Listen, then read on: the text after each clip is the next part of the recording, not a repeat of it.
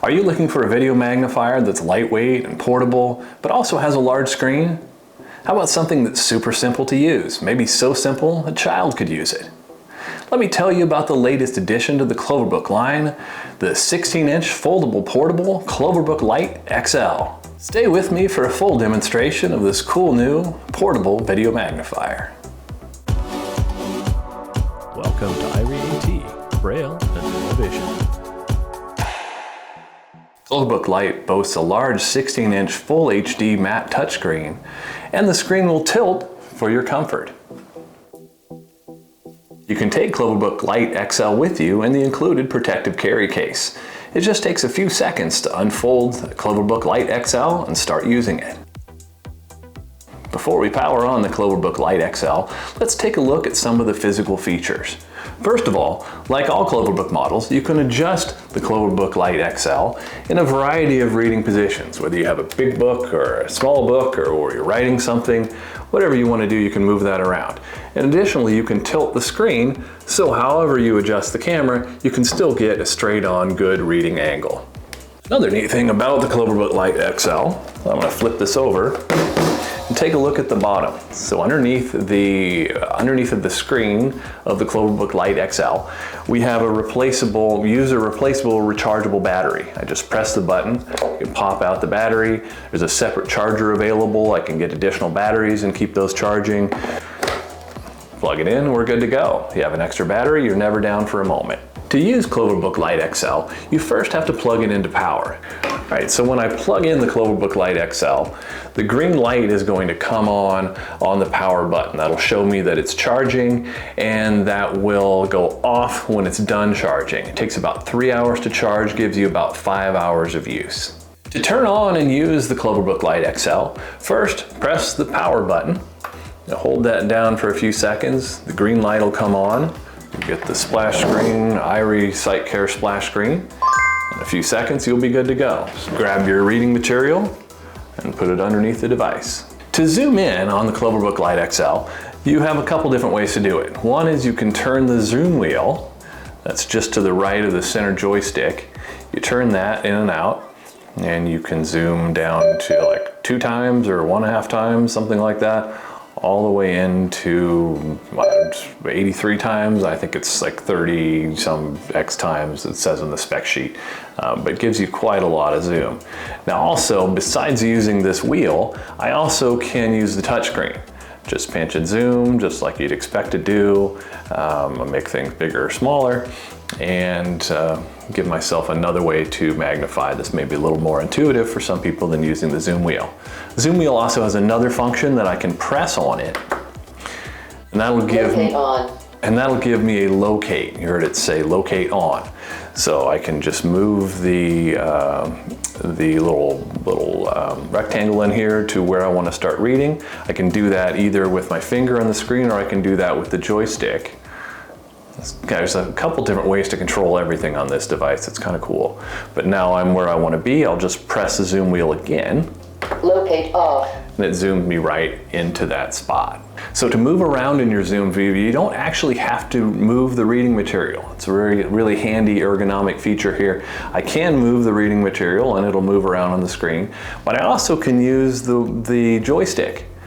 Move along, have a couple ways to move back quickly to the left margin, or I can move to another margin, but it allows me to move around and see everything that's on that camera without actually moving my reading material. It makes it kind of handy. Now what's even cooler is I can do that with my finger on the screen. All I have to do is move my finger along, single finger, and I'm moving through my reading material, doing live panning. Very cool feature on the CloverBook Lite XL. So CloverBook Lite XL also offers a number of different contrast modes to make reading easier. As you improve your contrast, you're going to improve your perception. So we have, to the left side of the joystick, we have a little wheel. And this is cool because it's multi-directional. So I often go through the colors. You have to press a button and you get to the color that you want. And you're, oh, well, no, I missed it. Now I have to go through all of them, get back to that color. With this one, you miss it, you just go back. You just turn it the other way and go back. Makes it super simple. It's also cool, I'm going to change it to color mode here, get something in color on. Ooh, there's a terrible newspaper photograph, but it gives you the idea. I'm looking at something that's in color, I want that in color, but then when I want to go back to reading, rather than switch through a whole bunch of things, all I have to do is press this button that's on the contrast wheel. I'll touch that, and now I'm reading. I've got a nice reading contrast, whatever I have set there, and if I'm going back looking at photographs, all I have to do, tap it again, and then I have my full color mode back. So typically you're just moving between full color and the one contrast mode anyway. This makes it super simple. Now, if I long press this button, I'm going to get into a mode where I can change the different color combinations that are available. So if I don't want to have all those combinations, I can get rid of them. If I want more, I can add the other ones that are in there. It's real easy. You can get that. You can get to that through the settings, and I'll show you that in a little bit. You can also just long press that contrast button and customize color combination. And there we go. Wait for it. Oh, it happened. All right, so I can show you a couple of cool things in here too. I can touch on the screen, and if there's a cross mark that's crossed out, and then it's out. If it's uncrossed, then I'm going to see the color. I can just tap on things, uncross, cross them as I wish. I can also move through this with the joystick, and then I have a select option on the far right of the control panel. There's a little enter button, and I can just select and deselect colors that way if you like to use buttons. Same thing for the back button. I can press the icon and move back in menus, or I can also just single tap the home button and it'll move me back in menus. I tend to like to use buttons a lot of times too, so it's kind of fun to have different ways to use these things. So I'll hit the home button. Finish. And I'm back out of my color contrast. So you can also change the lighting and adjust the brightness with CloverBook Lite XL. Let me show you how to do that. I'm going to tap the home button. That brings up a little menu. I have a slider that I can adjust my screen brightness on there, and then I can also turn off all the lighting. All lights off. Or turn them all on. All lights on. And you also can turn off each light individually. Say if I just want to turn off the right light or the left light for some reason, I can do that. Left light on. All lights on. Okay, so if this is enough, and you don't need anything more than just to change the contrast, change the zoom magnification, you can actually stop here. One of the cool things about the CloverBook Lite XL is that you get a simplified mode. And I'll show you the simplified mode and when I go through the settings in just a little bit. So if you'd like to use a reading line or blind, you have an option of a little blue button on the left side of the control panel and just underneath the screen. Press the blue button. Line mask on. It will give you line mask on. And what that does first is that gives you a horizontal line. You can also get a vertical line. You can also get a horizontal blind. And you can get a vertical blind. Line mask off. And it'll turn it off. Let me show you how to adjust those. Line mask on. So if I hold that line mask down and I use the joystick, I can move the line or I can expand the line. So let me do that. I'm going to press it down, and now when I move this up and down, the horizontal line will move if I want to put it in a different place in the reading material. And when I move it to the right or the left, I can make that line bigger or smaller, or I guess thicker or thinner. And that works in all the different modes. I can go here in my vertical mode, same thing, only right and left is going to move it, and then up and down is going to change the thickness. But you can adjust all those lines and blinds so they fit your needs. If you'd like to write underneath the CloverBook Lite XL, it's kind of handy because it gives you a lot of space under here where you can write. There's also a handy dandy autofocus button. Over on the right side of the control panel is a little rectangular button, AF-L. I can press that, put it back so you can see hopefully what I'm doing. I'm going to press that. Focus locked. I'm going to press that, and I'm going to get these orange corner indicators that'll show that I'm in my writing mode, or I'm going to have an autofocus lock on, meaning the deck of the device or where I'm writing will remain in focus, and even though I have objects closer to the camera, it's not going to pull the focus from that, so I can write uninterrupted. And you can see, you can't read my handwriting even if it's magnified.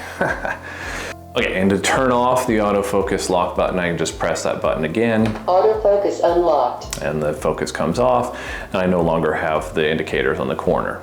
So if you want to freeze an image or save an image, there's a handy dandy little button on the far right corner of the control panel. If I tap that, it will freeze an image.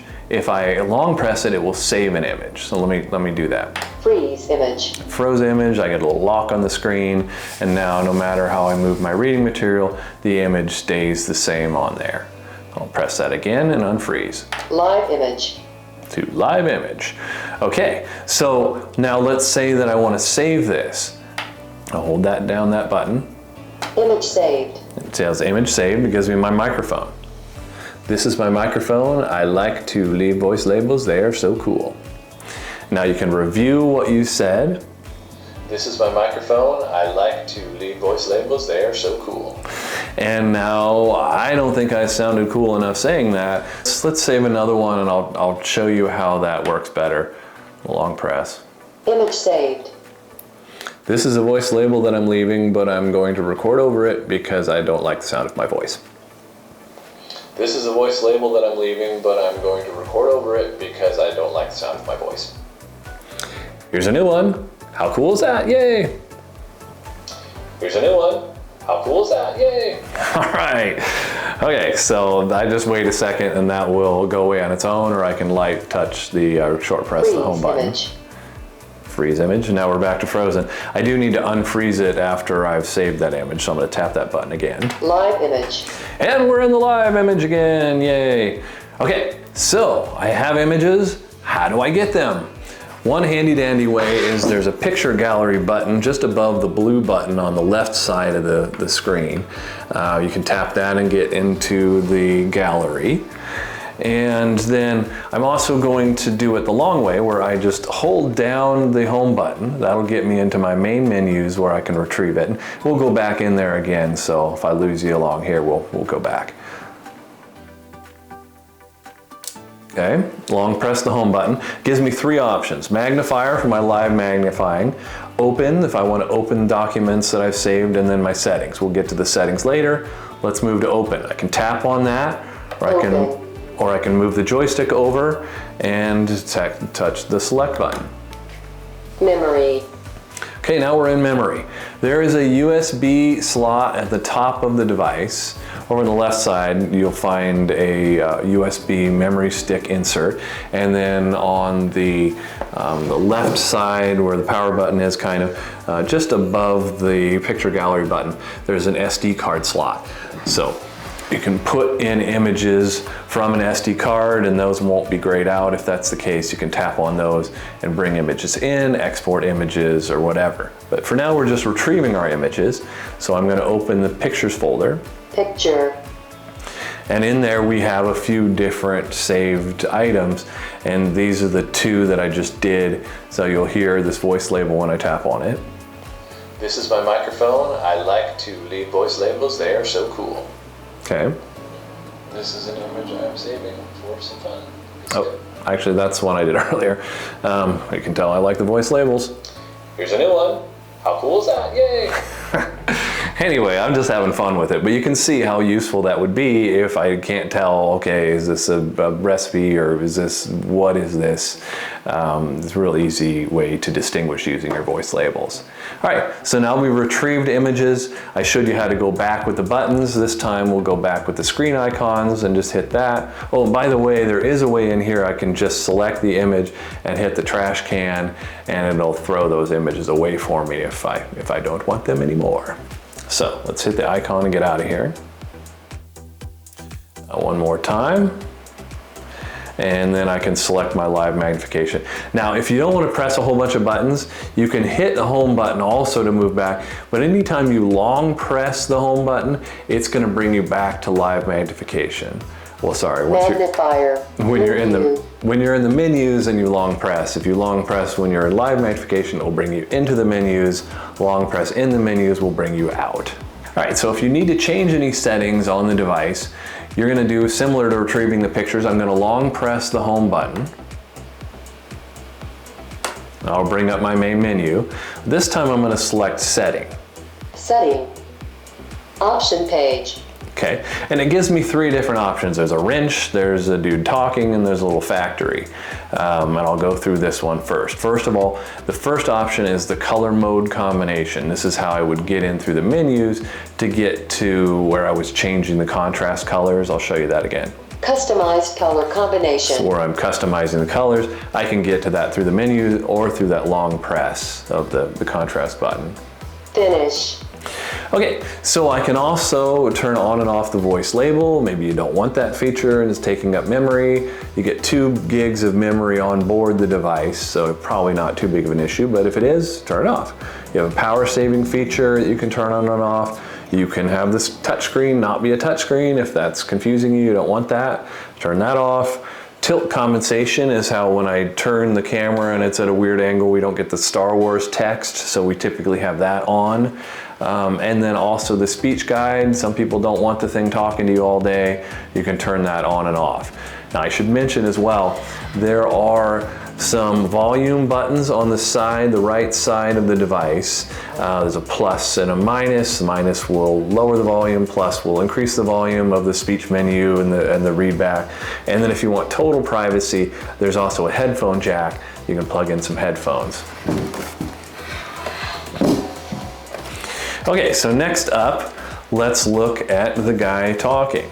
Voice setting page. And again, for this, you can also move through with the contrast. Factory setting page. Move through with the contrast wheel. Voice setting page. Always waiting to use the buttons or the touchscreen. They're very cool. SightCare is very cool about giving you multiple ways to control things, just kind of based on your preference. So in here I can change the gender of the speaker from male to female, and I can also change the language to a number of different foreign languages, or I guess if depending on where you are, maybe it's not foreign, but to a language you understand.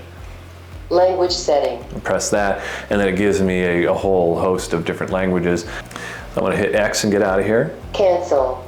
Okay, so the last one up is the factory. Factory setting page. This is kind of the area you don't normally go. Maybe you screwed up a whole bunch of settings or whatever and you want a system reset.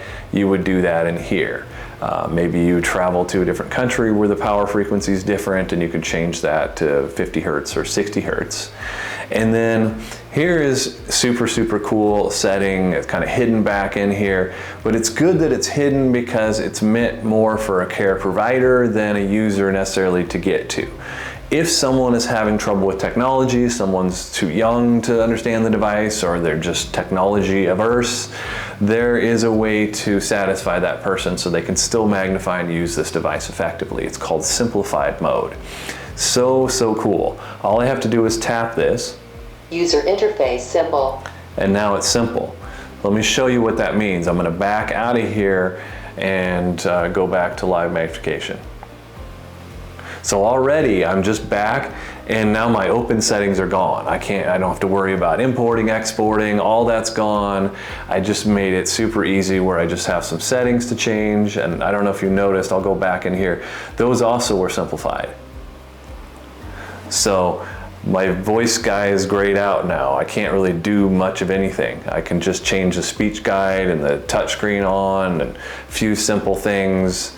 I can go back to all these and reset and do those things, but in general, even my settings are simplified. So now I'm just basically have a magnifier. And by the way, the only way to get into this menu is to long press the home button. So you're also not even going to get here if you are more of the simplified user. So back into live magnification.